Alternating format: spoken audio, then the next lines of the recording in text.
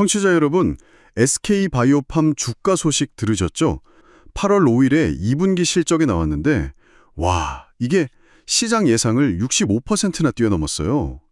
영업이익이 무려 137% 증가, 역대 최대랍니다. 네, 정말 대단한 실적이었죠. 근데 이게 단순히 한 기업의 실적 이걸로만 볼 건 아닌 것 같아요. 맞습니다. 그 이면을 좀 들여다볼 필요가 있는데요. 네, 오늘 그래서 SK바이오팜 성공 요인이란 또 요즘 K바이오 산업 전반에 부는 큰 바람 두 가지. 그러니까 인공지능 AI 도입하고요. 또 중국 같은 큰 시장으로 확장하려는 움직임, 이걸 좀 깊게 펼쳐보려고 합니다. 좋습니다.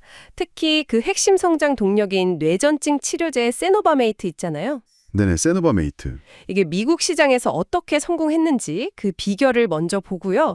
이게 또 AI 혁신이나 중국 시장 공략하고 어떻게 연결되는지, 그리고 최근에 그 한미 관세 협상 타결된 거. 아, 맞아요. 그것도 있었죠. 네, 그 영향까지 한번 짚어보겠습니다.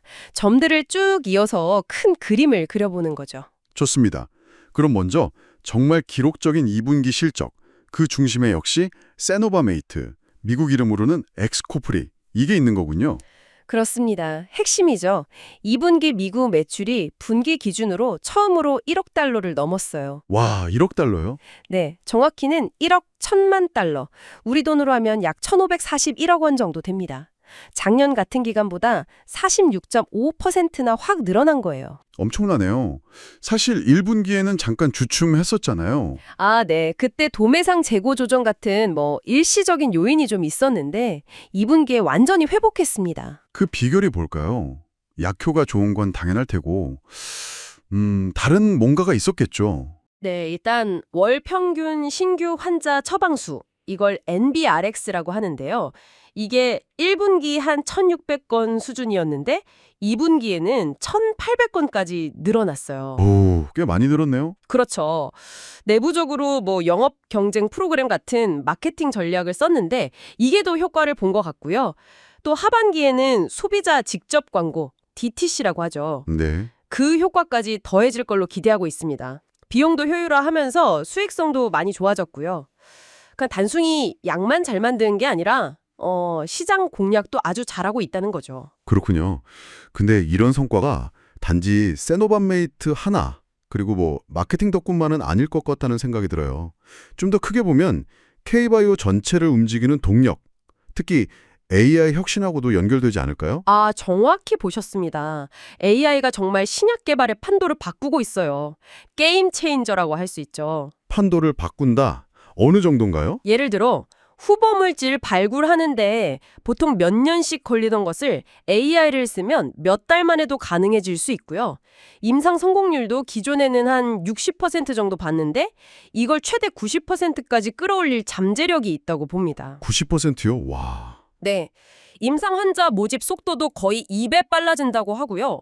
뭐랄까 신약 개발이라는 게 엄청 복잡한 미로찾기 같은 거잖아요. 그렇죠. 시간과 비용이 엄청나죠. 근데 거기에 AI라는 아주 정밀한 내비게이션을 딱 장착한 셈이라고 보시면 됩니다. SK바이오팜도 자체 AI 플랫폼 같은 걸 잘 활용하고 있다고요. 허블이라고 했던가요? 네, 맞아요. 허블, HUBLE 그리고 허블 플러스라는 플랫폼으로 TPD나 LPT 같은 차세대 신약 개발에 적극 활용하고 있습니다. TPD, RPT, 그게 어떤 기술이죠? TPD는 표적 단백질 분해 기술이라고 해서 특정 단백질만 골라서 없애는 거고요. RPT는 방사성 유약품인데 방사선으로 암세포 같은 거를 공격하는 치료제입니다. 이런 최신 기술 개발에 AI를 쓰는 거죠. 최근에는 피닉스랩이라는 곳이랑 문서 자동화 솔루션 개발 협력도 하고 있고요. 연구뿐만 아니라 업무 효율성까지 높이는 거네요. 네, 근데 이게 SK바이오팜만의 얘기가 아니라는 게 중요해요. 다른 기업들도요? 그럼요. 삼성바이오에피스는 규제기관 제출용 허가 문서 작성에 AI를 활용하고 있고요. 셀트리온 같은 경우는 아예 AI 부트캠프라는 부서를 새로 만들 정도입니다. AI 부트캠프요? 정말 적극적이네요. 네. 국내 제약 바이오 기업 한 40, 50% 정도가 이미 AI를 도입했고 그중 75%는 투자를 더 늘리겠다고 하니까요. 이 흐름은 거스를 수가 없어 보입니다. AI 전문가 모시기 경쟁도 아주 치열하고요. 그렇군요. 자, 이렇게 기술 혁신으로 무장한 K바이오. 다음 스텝은 역시 해외 시장 공략이겠죠? SK 바이오팜도 미국 다음 타겟으로 중국을 보고 있다고요? 네, 맞습니다. 세노바메이트는 홍콩에서는 이미 판매 중이고요. 작년 12월에 중국 본토에도 신약 허가 신청 NDA를 제출했습니다. 중국 시장 정말 크잖아요. 그렇죠. 세계 2위 규모니까요. K바이오 입장에서는 절대 놓칠 수 없는 시장이고 또 어떻게 보면 아시아 전체로 뻗어나가기 위한 아주 중요한 전력적 교두보라고 할 수 있습니다. 다른 기업들 움직임은 어떤가요? 중국 진출 활발한가요? 네, 아주 활발합니다. 유한양행의 폐암 신약 랭라자 있잖아요. 아, 랭라자 유명하죠? 네, 그게 최근 중국 후가를 받았고요. 또 HK 이노엔의 K캡 이나 대웅제약의 팩스클로 같은 위식도 역류질환 치료제들 PCAB 계열이라고 하는데 이런 약들은 이미 중국 시장에서 아주 치열하게 경쟁하고 있습니다. 온코닉 테라퓨틱스 같은 후발주자들도 있고요. 경쟁이 정말 뜨겁군요. 그런데 이렇게 글로벌 확장을 막 하려는 시점에 최근에 한미 관세 협상 타결 소식이 있었어요. 처음에는 막 200% 관세 폭탄 얘기까지 나오고 그래서 걱정이 많았는데 실제 영향은 좀 어떤가요? 아, 네. 그 관세 문제요.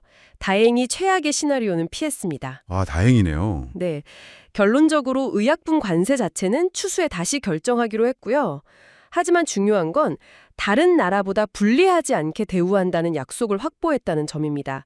그리고 일반적인 상호 관세는 오히려 15%로 내렸고요. 그래서 일단 업계는 좀 안도하는 분위기예요. 그럼 뭐 큰 영향은 없다고 봐도 될까요? 당장은 그렇지만 사실 주요 기업들은 이미 대비를 좀 하고 있었어요. SK 바이오팜 같은 경우는 푸에르토리코에 있는 파트너사를 활용하고 있고 셀트리온은 미국 공장 인수를 추진 중이고 삼성 바이오로직스도 그렇고요. 현지 생산 거점을 확보하거나 재고를 미리 비축하는 식으로요. 아, 미리 준비를 하고 있었군요. 네.